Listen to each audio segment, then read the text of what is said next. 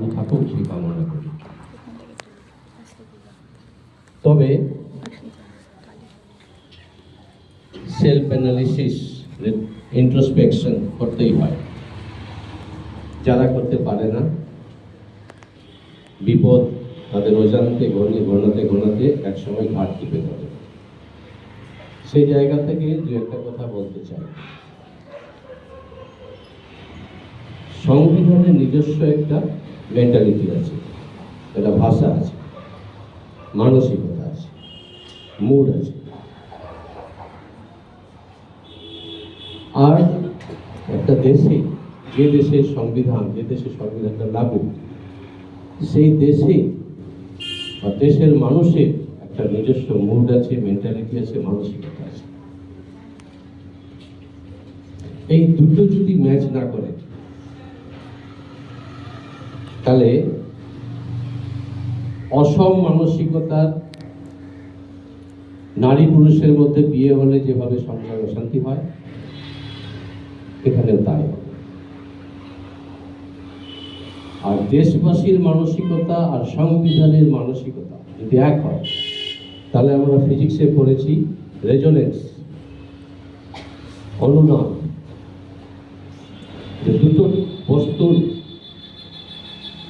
Frequency কম্পাঙ্ক যদি এক হয়ে যায়, দুটো পাশাপাশি অবস্থানরত বস্তুর, ভাইব্রেটিং বস্তুর কম্পাঙ্ক যদি এক হয়ে যায়, ভাইব্রেশন মানে কাজ করছে, তাহলে সেখানে রেজোনেন্স মানে প্রচন্ড বেগে কাঁপতে থাকে। দ্যাট মিনস সামঞ্জস্য হয়েছে, সুখে আছে।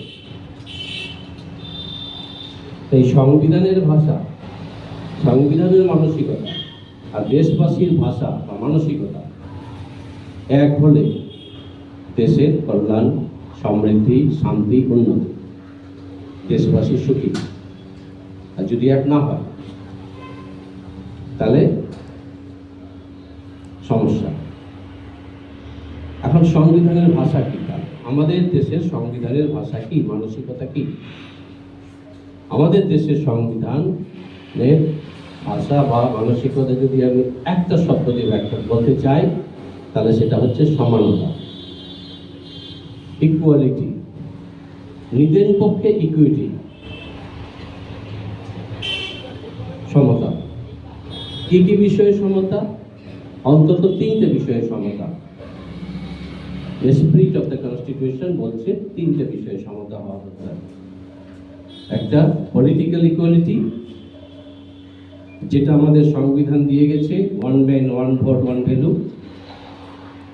ফকির থেকে রাজা, রাজা নেই আইনের অর্থে, কিন্তু রাজা আছে। সবার একটাই ভোট, একটাই দাম। This is political equality. এটা যেদিন সংবিধান লাগু হয়েছে সেদিন থেকে আমরা কম বেশি পাচ্ছি। কিন্তু আর দুটো ইকুয়ালিটির কথা সংবিধান বলেছে। এবং সংবিধানের যে মানে কি বলবো, ফাউন্ডিং ফাদার সম্মানীয় ডক্টর ভীমরাও রামজি আম্বেদকর, তিনি বলে গেছিলেন কনস্টিটিউয়েন্ট অ্যাসেম্বলিতে 1949 সালের 26শে নভেম্বর, যেদিন লাস্ট ডিবেট হয়েছিল কনস্টিটিউশনের উপরে, এবং সেদিনই ফাইনাল হয়েছিল, যে 1950 সালের 26শে জানুয়ারি দেশবাসী পলিটিক্যাল ইকুয়ালিটি পাবে। That means one man one vote one value পাবে। সেটা আমরা পেয়েছি। কতদিন থাকবে জানি না, কিন্তু আপাতত আছে। কিন্তু দেশবাসী দুটো বিষয়ে ইকুয়ালিটি পাবে না, আম্বেদকর বলছেন। কি? একটা ইকোনমিক ইকুয়ালিটি পাবে না, একটা সোশ্যাল ইকুয়ালিটি পাবে।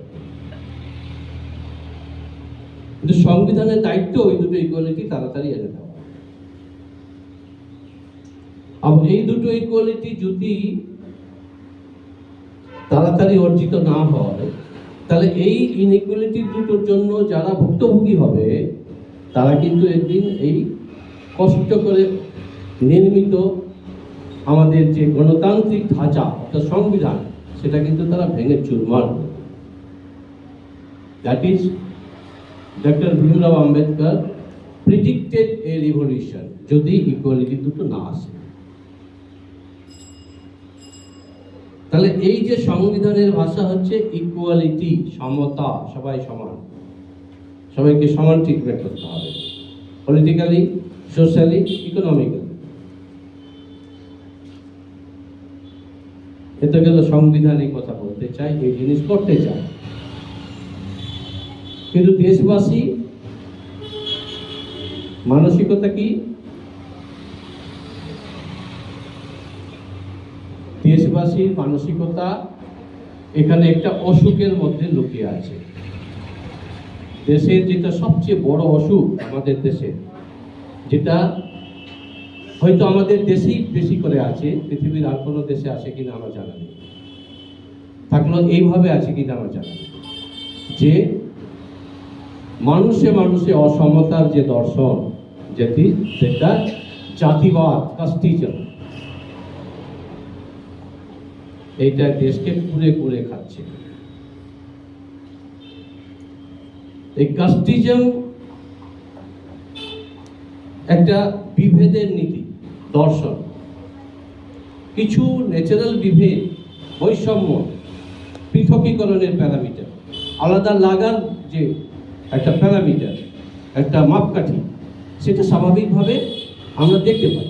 যেমন প্রকৃতি করে দিয়েছে বা ঈশ্বর করে দিয়েছে যে মানুষে মানুষে আলাদা একটা প্যারামিটার স্বাভাবিক, যেটা নারী পুরুষ, দেখলে বোঝা যায়, মোরাললেস দেখলে বোঝা যায় যে নারী পুরুষ দেখা যায়। আরো দেখা যায় যে ধনী নির্ধন, মোটামুটি দেখলে বোঝা যায়।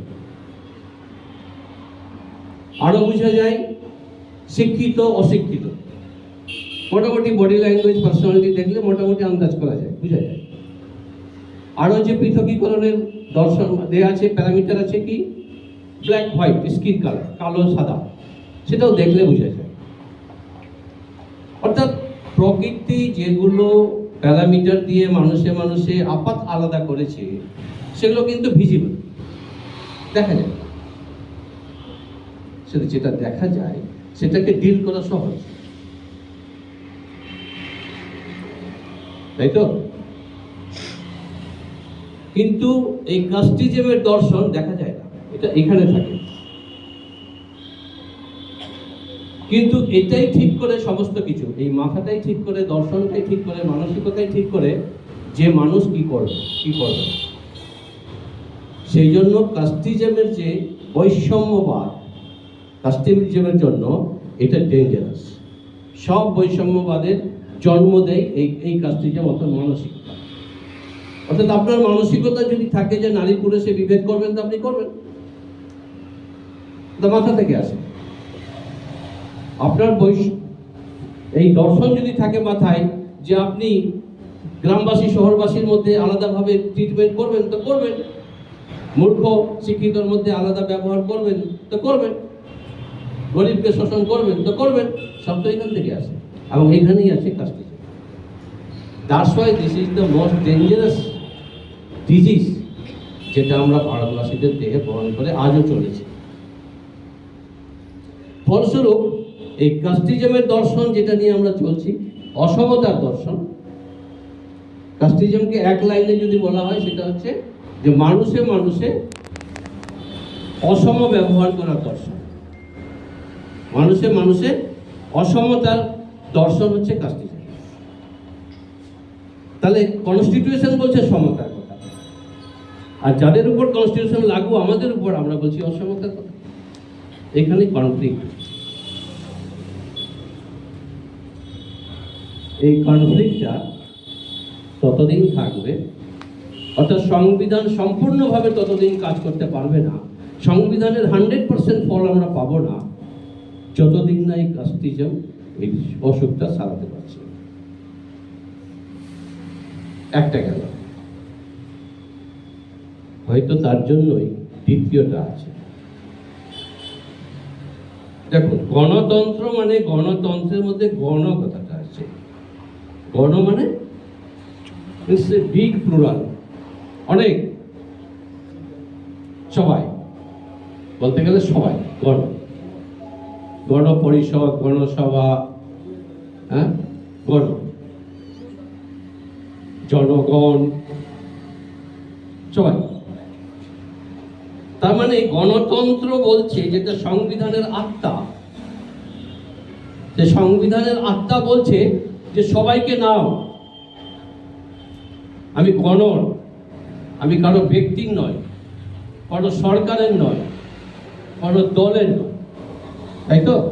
সংবিধান এই কথা বলছে, আমি গণর। সেই জন্য প্রস্তাবনায় প্রথমেই এসেছে, আমি আগেও আলোচনা করেছি 26শে নভেম্বর, এখানে প্রথমেই বলা হয়েছে, we the people of India, we the ministers of India বা দ্য গভর্নমেন্ট অফ ইন্ডিয়া বা we the voters of India বা we the citizen of India বলা হয়, we the male of India আর ফিমেল অফ ইন্ডিয়া বলা হয়। It's inclusive, কেউ বাদ নেই। We the people of India solemnly resolved to constitute India this, that. মোট কথা ডেমোক্রেসি।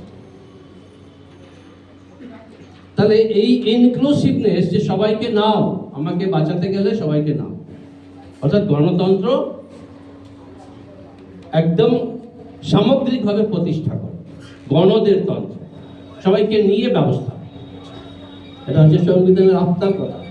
সেটা সুপ্রিম কোর্টও বারবার বলছে যে democracy is two include, not to exclude. Exclude যখন করছো তাহলে ডেমোক্রেসিকে দুর্বল করছো, গণ থেকে সরে বিশেষে আসছো, তাহলে এটা বিশেষ তন্ত্র হতে পারে, হবে গণতন্ত্র, তাহলে সরে যাবে। আগের যুগে রাজাদের সময় ছিল না, আম খাস, হ্যাঁ, দেওয়ানি আম, দেওয়ানে খাস, হ্যাঁ, আম মানে গণ, সবাই, সবার জন্য, থেকে হবে খাসের জন্য বিশেষ। তারপরে আন্দরমহল, সেখানে কারো ঢোকার অধিকার নেই, যেটা সমীরণ বলছিল, 1-2 জন চালাচ্ছে আন্দরমহল। তো সেই রাজতন্ত্রের গন্ধ পাচ্ছি। এই যে ইনক্লুসিভনেস বলছে সংবিধান, গণতন্ত্র প্রতিষ্ঠা করো, মজবুত করো। কিন্তু সম্ভবত আমাদের মাথায় যে আছে ওই কাস্টিজম, যে না সবাই সমান নয়, সবাইকে সমান সম্মান দেওয়া যাবে না। সেই জন্যই হয়তো হচ্ছে যে গণ থেকে এক্সক্লুড করার প্রক্রিয়া শুরু হয়েছে। গণতন্ত্র তো মতামত, গণতন্ত্র মানে মত দেওয়ার অধিকার। গণতন্ত্র মিন্স অপিনিয়ন, যে কোনো একটা সিদ্ধান্ত হচ্ছে, সেখানে যদি আমার ওপিনিয়ন নেওয়া হয় তাহলে আমি গণতন্ত্রে আছি, আর আমার ওপিনিয়নের বাইরে যদি সিদ্ধান্ত হয় তাহলে আমি তার অংশ নই। দিস ইজ নট গণতন্ত্র। গণতন্ত্র সিম্পলি বলছি opinion, or you may say right to opinion, মত দেওয়ার অধিকার। মত অ্যাকসেপ্ট হতে পারে, না হতে পারে। আমরা যাকেই ভোট দিই সেই তো জিতে না, কিন্তু আমরা মত দিই। কিন্তু এই যখন এই অসমতার দর্শন থেকে, তাহলে সম্ভবত ওই দ্বিতীয় সমস্যাটা আসছে যে গণতন্ত্রকে দুর্বল করো, এক্সক্লুড করো, সবাই যাতে মত দিতে না পারে। কাকে এক্সক্লুড করা? এখানে দুটো জিনিস আছে, অর্থাৎ একই কথা দুভাবে বললে দুটো মানে হয়।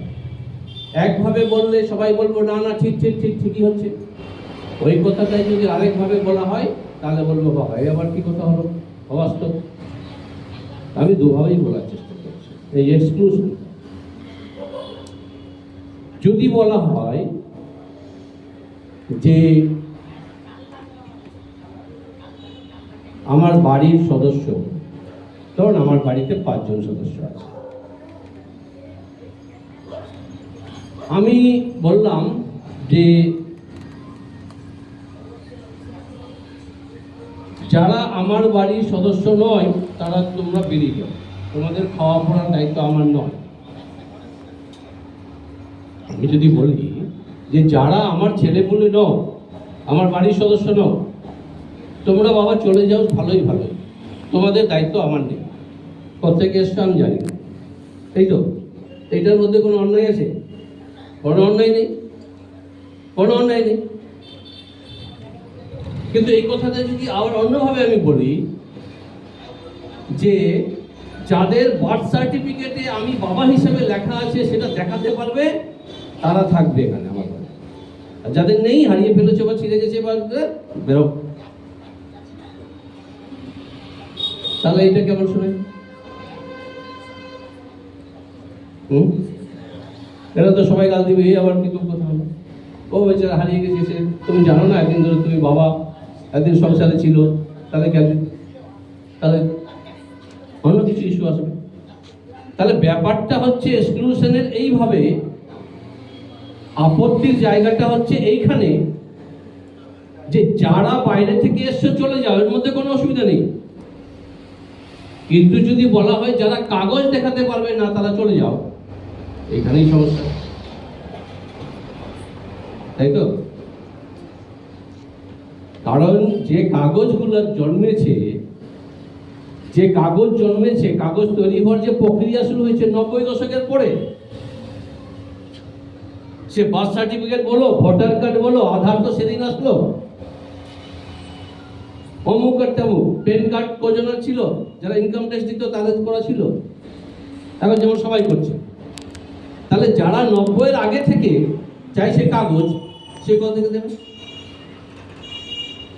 আর থাকলেও সবাই কি পড়াশোনা করেছে? দেশে সবার জন্য কি স্কুল করেছিলে তুমি? সরকার বাহাদুর গ্রামে গ্রামে স্কুল করেছিলে? স্কুল করলেও সবার পেটের ভাত জোগাড় দিয়ে ব্যবস্থা করে বাচ্চাকে স্কুলে পাঠাতে বাধ্য করতে পেরেছিলে?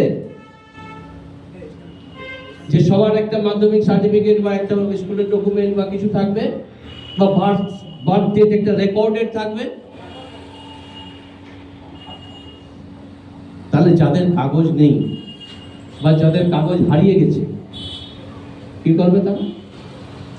আমি বাবা হিসাবে বলতে পারি, কাগজ দেখাতে পারোনি, বিদায় নাও। ব্যাপারটা হচ্ছে এরকম। তার মানে প্রশ্ন উঠছে যে মাথায় গন্ডগোল আছে, সেই ইনইকুয়ালিটির দর্শন আছে, যাতে করে কিছু লোককে বাদ দিতে চাইছে, গণতন্ত্রের সিস্টেম থেকে গণটাকে দুর্বল করতে চাইছে, গণটাকে ছোট করতে চাইছে। তাহলে এটা সংবিধানের পক্ষে বিপদ সংকেত, গণতন্ত্রের পক্ষে বিপদ সংকেত। 3 নম্বর হচ্ছে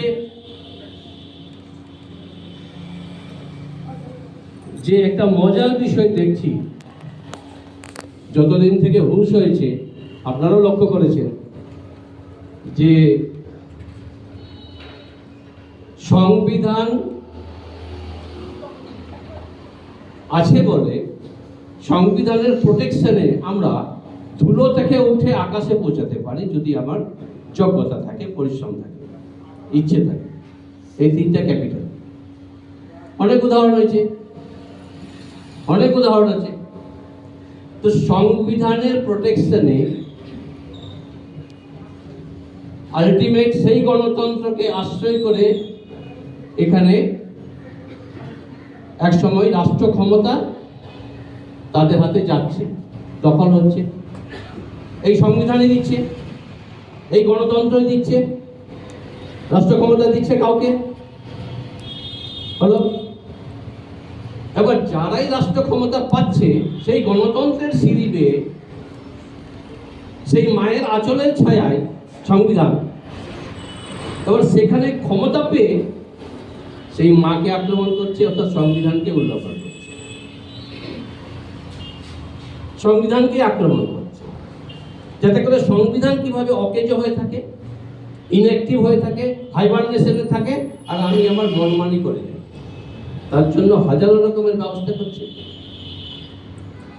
কিন্তু আমরা সেই মুনির গল্প শুনেছি, পুরো মুশিক ভব। সেই মুনির আশীর্বাদে সেই মুশিক ইঁদুর ছানা বাঘ হয়ে গেছিল। সেই এখানে মণিকে ভাবো তুমি, সেই সংবিধান, তারই আশীর্বাদে মুশিক ইঁদুর ছানা একসময় বাঘ হয়ে গেল, রাষ্ট্র ক্ষমতার অধিকারী। কিন্তু সেই মণি কিন্তু বারবার, আমাদের সেই মণি সংবিধান বারবার কিন্তু মুশিক করে দিয়েছে, বারবার বলেছে পুনঃ মুশিক ভব, এবং সে মুশিক হয়ে গেছে, ক্ষমতার অলিন্দ থেকে আছাড় করে আরে নর্দমায় গেছে। বহু উদাহরণ আছে, আছে তো। এই একটা খেলা চলছে, মুশিক থেকে বাঘ, আবার মুনি বলছে, আয় পুনমসিক ভব, বহুত হয়েছে তোমার, আমাকেই আক্রমণ।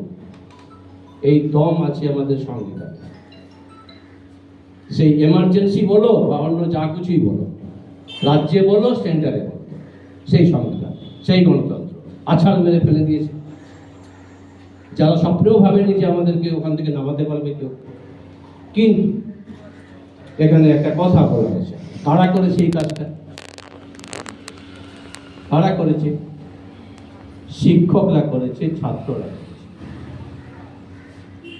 গণতন্ত্রকে বাঁচিয়ে রাখে শিক্ষকরা, ছাত্ররা। সংবিধানকে বাঁচিয়ে রাখে শিক্ষকরা, ছাত্ররা। বাকিরা সংবিধান থেকে শুধু সুবিধা নেয়।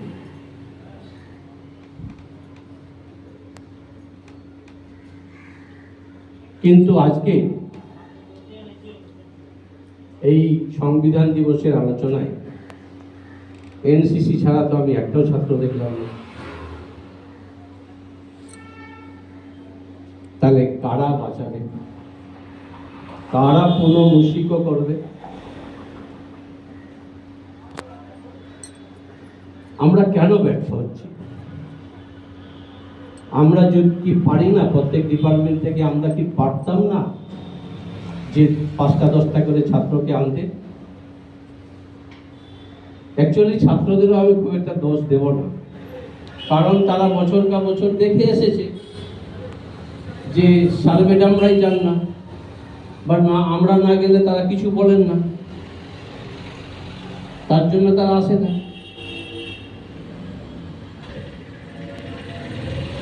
যতক্ষণ না ছাত্র সমাজ গণতন্ত্র রক্ষায়, সংবিধান রক্ষায় নিজেদেরকে সামিল করবে, ব্রত নেবে, ততদিন কিন্তু পুনর্মূষক ভব সবসময় না হতে পারে। আমি বাইরে গিয়ে যে আমরা যতীন্দ্রমোহন মুখোপাধ্যায় বাঘা যতীনের গলায় মালা দিলাম, ছাত্রই তো ছিল। ইতিহাস সাক্ষী, যখনই পুনর্মূষিক ভব হয়েছে, যখনই গণতন্ত্র সমস্যায় পড়েছে, তখনই কিন্তু ছাত্ররা বাঁচিয়েছে, এবং তাদের পিছনে টিচাররাও ইন্সপিরেশন হিসাবে, প্রেরণা হিসেবে কাজ করেছে। যাই হোক, এ প্রসঙ্গে আমি তাও আশাবাদী, কিন্তু আমাদের এই পশ্চিমবাংলার একজন বিখ্যাত নেতা মাননীয় জ্যোতি বসুর একটা কথা দিয়ে আমি শেষ করছি। তিনি তখন চিফ মিনিস্টার, সেই সময় রাশিয়ায় কমিউনিস্ট পার্টি রুল করছে, সারা বিশ্বের কমিউনিস্টদের জন্য ওটা রোল মডেল, তাই তারা দেখতে যেত কেমন চলছে ওখানে। জ্যোতি বসুও দেখতে গেছিলেন। ফিরে এসে তিনি বলছেন, এটা কাগজে পড়েছিলাম মনে হয়, যে উনি গেছেন ওই রাশিয়া ভেঙে যাওয়ার আগে আগে, মিখাইল গর্বাচভের আমলে রাশিয়া ভাঙবে তার আগে গেছিলেন। তো তিনি জ্যোতি বসু বলছেন যে আমি দেখলাম যে রবিবার দিন ছুটির দিনে লোকজন বেশ আনন্দ উৎসব করছে, সাঁতার কাটছে, ভলি খেলছে, সিনেমা যাচ্ছে, গল্প গুজব করছে, কিন্তু তাদের দেশে সেই দিনকার কাগজে তাদের বাজেট পাস হয়েছে, বাজেটের খবর আছে। কেউ কিন্তু ভুল করেও বাজেট নিয়ে আলোচনা করছে না। শিক্ষিত লোকেরা তারা উদাসীন, বাজেটে কি হলো না হলো কিচ্ছু যায় আসে না তাদের, তারা এনজয় করছে। তো জ্যোতি বসুর পর্যবেক্ষণ, তিনি বলছেন যে আমি তখনই বুঝেছিলাম এই দেশের বিপদ আছে। যাই হোক, অনেকক্ষণ ধৈর্য ধরে আমাকে শোনার জন্য সকলকে ধন্যবাদ। সকলকে দাঁড় করে রেখেছি অনেকক্ষণ, তো কোনো উপায় নেই। এইটুকুই স্বাধীনতার প্রতি, সংবিধানের প্রতি, শহীদদের প্রতি আমাদের হয়তো সম্মান, এইটুকু থাক। শেষ করলাম। এনসিসি টিমকে আবারও ধন্যবাদ ভালো প্রোগ্রাম করার জন্য। Thank you.